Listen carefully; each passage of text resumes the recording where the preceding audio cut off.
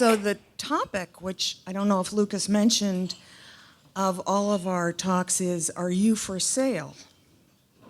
And E.E. Cummings certainly was for sale, like a lot of us writers. His main problem was that he couldn't always find a buyer. So in 1935, when he was already a pretty well-established poet, he couldn't get his next book of poetry published. He sent it out to 15 publishers, and he got 15 rejections. And so he borrowed $300 from his mother, published it himself, 1,000 copies, titled it No Thanks, and dedicated it to the 15 publishers who had turned it down. And of course, I hope they're a little embarrassed now when they read that dedication. So in writing about E.E. Cummings, the thing that really surprised me about him was his intense faith in the benevolence of the universe. This was a guy who really thought that if you behaved yourself and you were classy and elegant and generous and kind, that you would be taken care of. And there are a lot of stories about this. There's a collapsible top hat story. There's a story about a letter he wrote to my father, John Cheever. But the story I'm going to tell you about this tonight, I think, is the most shocking of these stories. So here goes.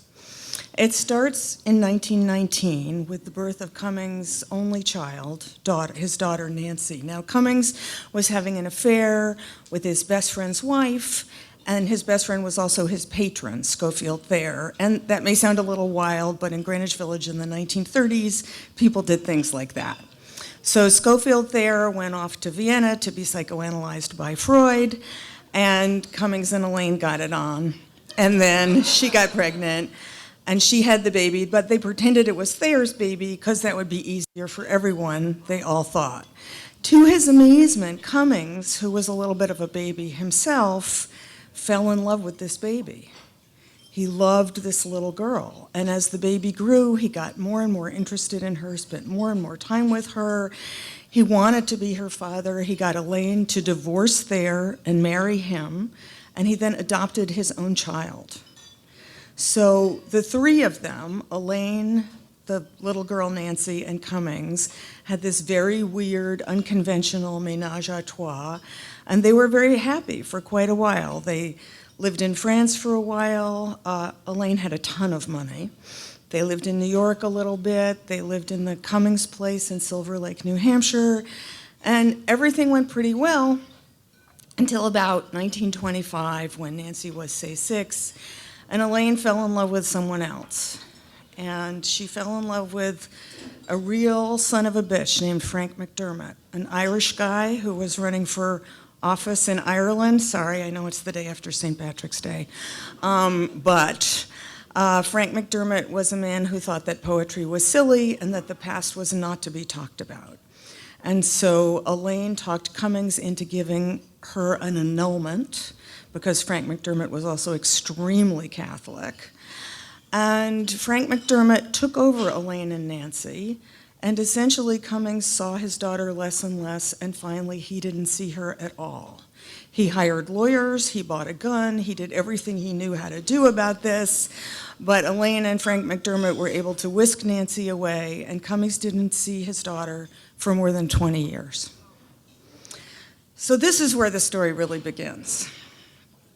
Nancy, for her part, led a kind of expat princess life, going to school in Switzerland, going to school in Paris, growing up, not liking her stepfather very much, knowing absolutely nothing about her past, having a vague idea that Schofield Thayer was her father, but not really sure about that, having a vague idea that her mother had known this poet named E.E. Cummings, but not really sure about that. When Nancy was 21 and Europe was at war, she realized that she might get trapped in Ireland with her mother and stepfather, and she didn't want that. So she took the last boat from Southampton, which happened to be going to New York, and she ended up in New York.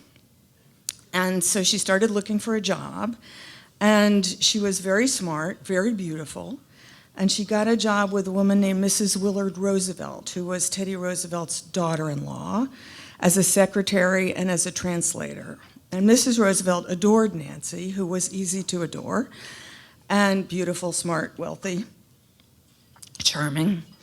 And so Mrs. Roosevelt started inviting Nancy around to her house, and Nancy met Mrs. Roosevelt's son, Willard, who was about to ship out in the Navy, but who was a great pianist, and they fell in love, and they got married, and Nancy had her first child.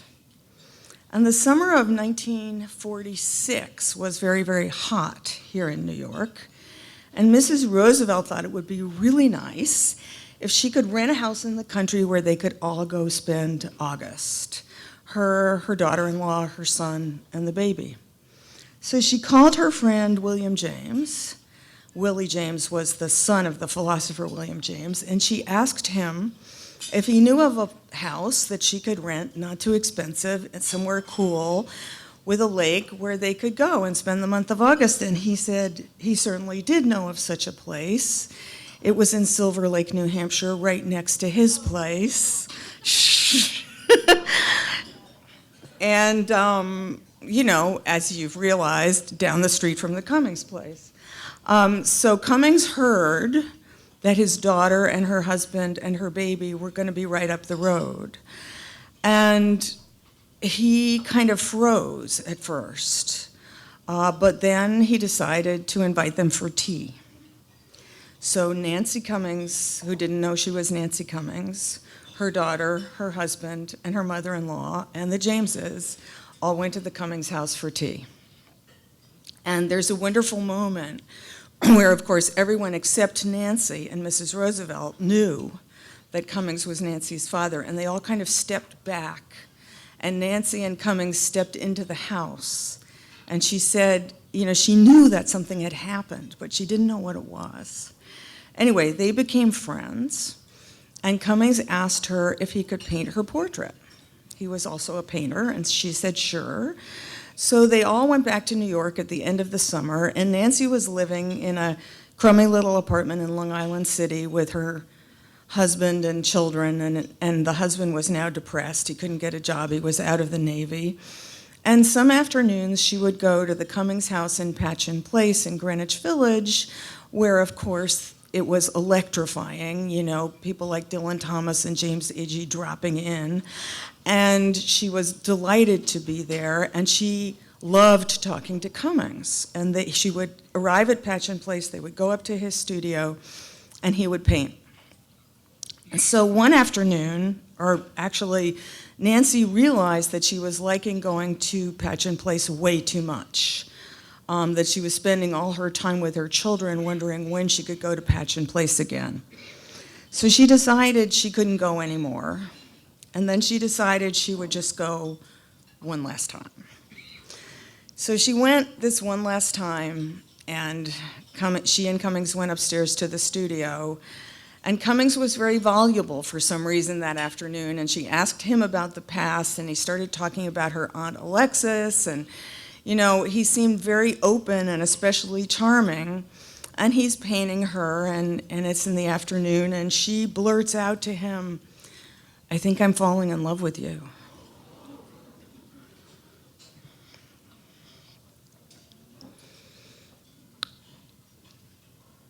So he puts down the brush, and he says to her as gently as he can, "Hasn't anyone told you I'm your father?"